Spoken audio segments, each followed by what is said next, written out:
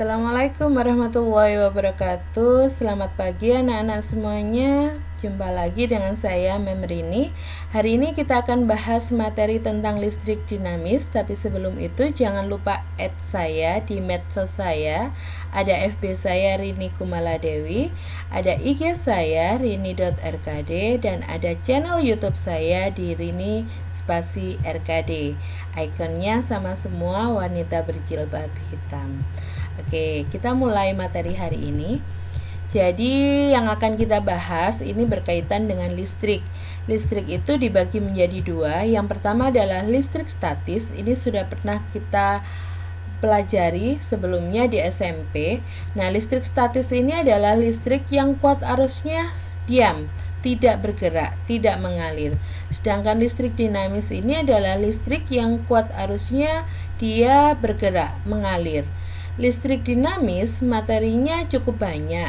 Di antaranya ada besaran-besaran pada listrik dinamis, kemudian ada hukum Ohm, yang ketiga ada hukum 1 Kirchhoff, yang keempat ada rangkaian hambatan, yang kelima adalah hukum 2 Kirchhoff, dan yang terakhir adalah energi dan daya listrik. Nah, karena materinya cukup banyak, nanti videonya akan saya bagi menjadi beberapa part. Kita bahas yang pertama adalah besaran-besaran pada listrik dinamis. Ada 3. Yang pertama adalah kuat arus listrik, simbolnya I. Kuat arus listrik ini kita kan nggak bisa lihat, maka kuat arus listrik ini mengalir pada kabel atau konektor. Jadi pada suatu rangkaian listrik sederhana, di sana ada lampu, kemudian ada baterai. Kuat arus listrik itu harus butuh kabel sebagai tempat atau jalannya kuat arus listrik yang mengalir. Kemudian besaran yang kedua adalah beda potensial, simbolnya V. Beda potensial atau sumber tegangan biasanya ada macam-macam. Contoh di sini ada baterai, kemudian ada aki, kemudian ada pembangkit listrik. Jadi listrik yang kita nikmati di rumah, di sekolah kita itu dihasilkan dari suatu pembangkit listrik. Macam-macam, ada pembangkit listrik tenaga uap, pembangkit listrik tenaga air, pembangkit listrik tenaga surya, ada pembangkit listrik tenaga nuklir juga, ada pembangkit listrik tenaga angin atau bayu PLTB. Nah, besaran yang ketiga adalah hambatan atau resistor atau tahanan. Simbolnya adalah huruf R besar. Suatu hambatan itu pasti terpasang pada setiap alat elektronik yang ada. Contohnya di sini ada gambar bohlam. Nah, bola lampu itu bisa menyala jika di dalamnya ada kawat-kawat halus yang sering kita sebut dengan istilah kawat pijar. Jadi, ketika arus listrik itu mengalir pada bohlam tersebut, itu akan menyalakan kawat-kawat halus yang ada di dalamnya sehingga dia akan menyala, berpijar seperti itu. Atau bentuk resistor yang seperti ini. Bentuk resistor yang seperti ini terpasang pada alat elektronik, contohnya televisi, ada printer, ada komputer. Simbol resistor itu seperti ini, zigzag. Nah, ini simbolnya resistor. Kita bahas satu persatu dulu. Yang pertama adalah kuat arus listrik.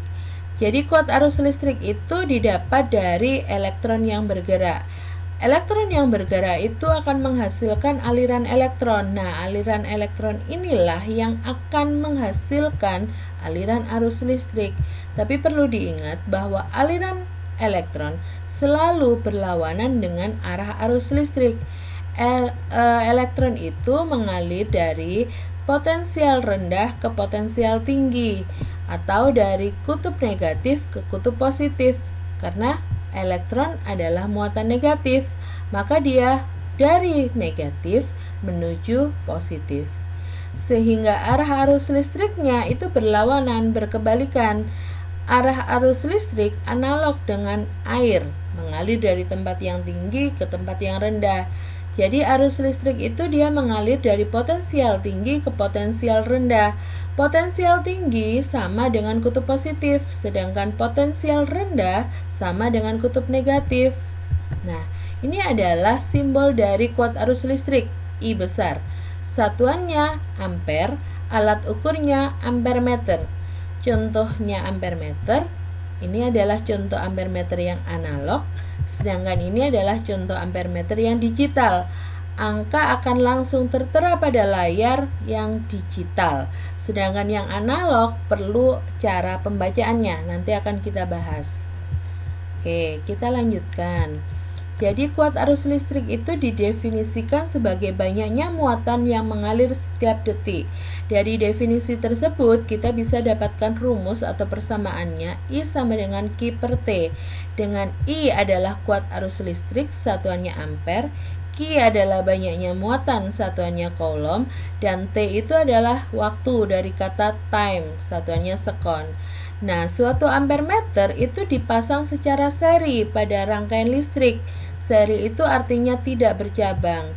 Bagaimana sih suatu ampere meter dipasang pada suatu rangkaian listrik? Nah, seperti ini.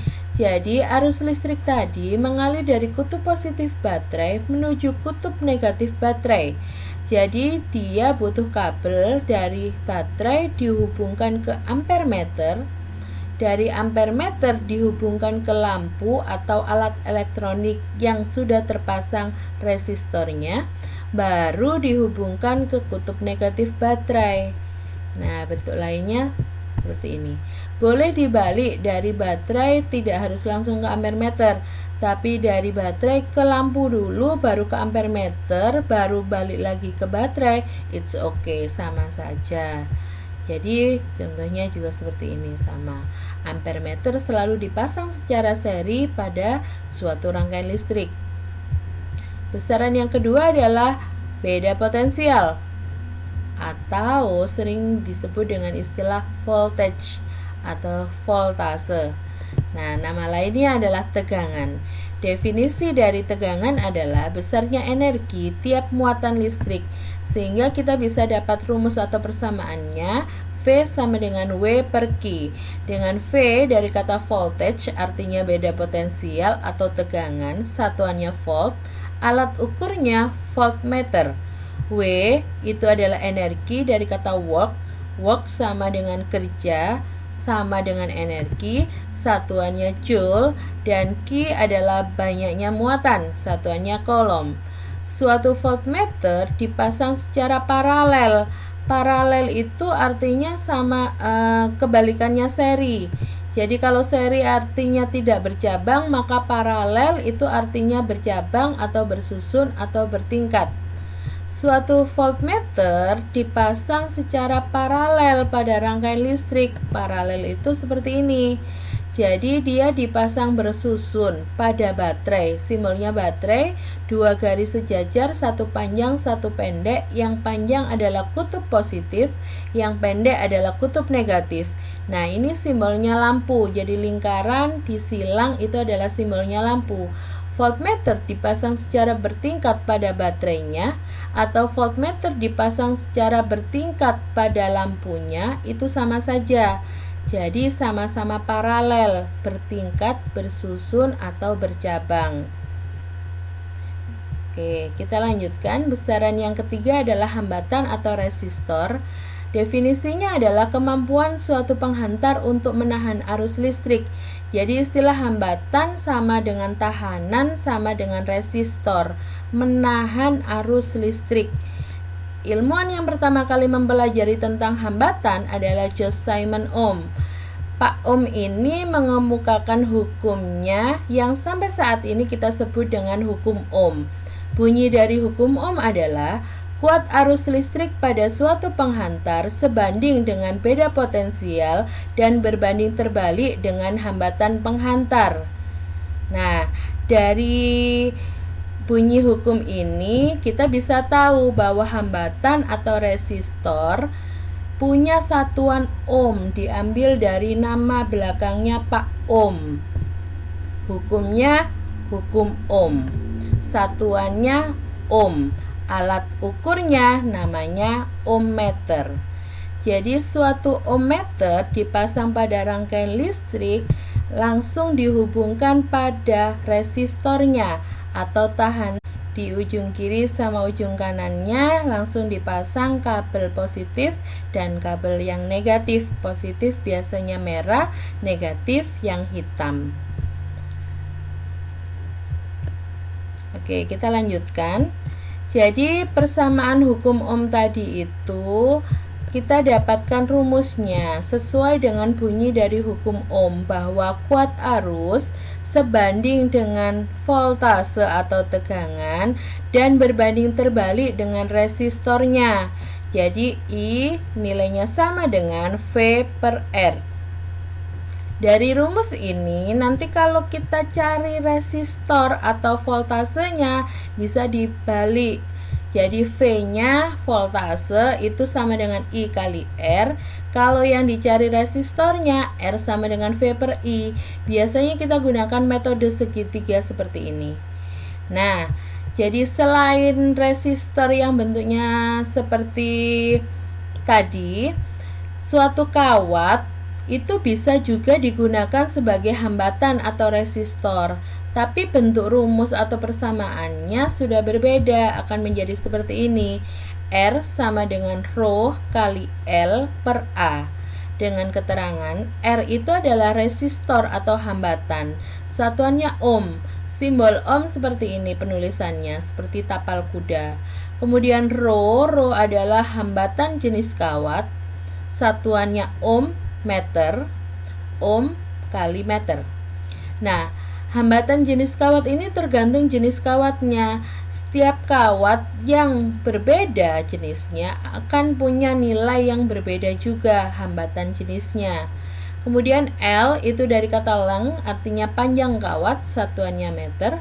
A dari kata area, artinya luas penampang kawatnya, satuannya meter persegi.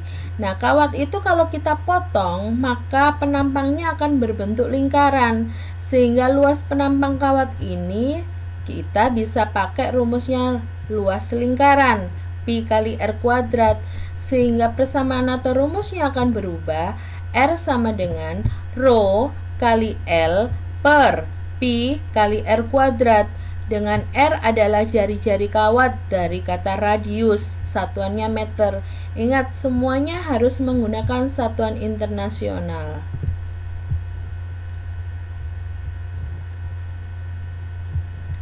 Nah, kita pelajari sekarang cara membaca alat ukur listrik. Tadi ada alat ukur listrik untuk kuat arus, namanya ampermeter. Ada voltmeter, alat ukur tegangan. Kemudian ada ohmmeter, alat ukur resistor atau hambatan. Nah, dari tiga alat ini biasanya ada satu lagi alat yang punya fungsi langsung menjadi satu, namanya avometer. Avometer, ampere, volt, ohm, meter. Jadi avometer ini adalah satu alat yang mengkombinasikan tiga alat ini. Jadi satu alat tersebut bisa langsung digunakan untuk mengukur kuat arus listrik, tegangan listrik, dan hambatan listrik. Namanya avometer karena fungsinya ada tiga, biasa disebut dengan istilah multimeter, tapi dalam bentuk digital. Nah, untuk analog, contohnya di sini ada satu gambar, ada beberapa bagian yang harus dipahami. Ada tombol warna merah dan hitam. Lihat, setiap analog, alat ukur yang analog itu pasti ada tombol merah sama tombol hitam. Yang hitam itu di-groundkan, dinolkan. Yang merah itulah nanti yang akan kita gunakan sebagai batas ukurnya. Yang merah adalah tempat arus listrik itu masuk, sedangkan yang hitam adalah tempat arus listrik itu keluar. Kemudian ada jarum penunjuk, itu kita sebut dengan istilah skala jarum, dan ada batas maksimum atau skala maksimum. Dan rumusnya adalah skala baca sama dengan skala yang ditunjuk oleh jarum dibagi skala maksimum dikali batas ukur. Langsung kita lihat contohnya seperti ini. Ini adalah gambar ampermeter. karena di sini ada huruf A besar, maka itu adalah ampere meter.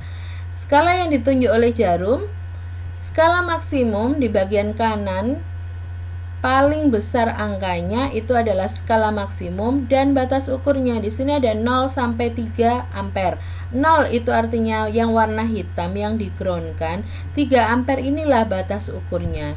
Jadi contoh soal seperti ini. Ada skala yang ditunjuk oleh jarum di angka 60. Skala maksimumnya paling kanan angka terbesar yaitu 100. Batas ukurnya yang mana? Ada 0, ada 200. Ini yang dihubungkan dengan kabel. Jadi yang 0 ini adalah yang digroundkan, jangan digunakan. Yang digunakan adalah batas ukurnya 200. Jadi antara 0 sampai 200, maka kita pakai 200 mA, miliampere. Maka kalau kita gunakan rumus ini, skala bacanya adalah 60, skala yang ditunjuk oleh jarum, dibagi 100, skala maksimumnya, dikali batas ukurnya 200 miliampere, maka didapatkan hasil 120 miliampere. Jika itu kita konversi ke ampere, sama saja dengan merubah milimeter ke meter, dibagi 1000, jadi 120 miliampere dibagi 1000, hasilnya adalah 0,12 ampere. Seperti itu. Nah, untuk materi kali ini saya rasa cukup sampai di sini. Kita akan ketemu lagi pada bagian yang kedua untuk materi listrik dinamis. Terima kasih untuk waktunya, dan sekali lagi jangan lupa add saya di medsos saya ya, biar kalian terima pemberitahuan setiap kali ada video. Terima kasih dan tetap semangat belajar fisika ya. Wassalamualaikum warahmatullahi wabarakatuh.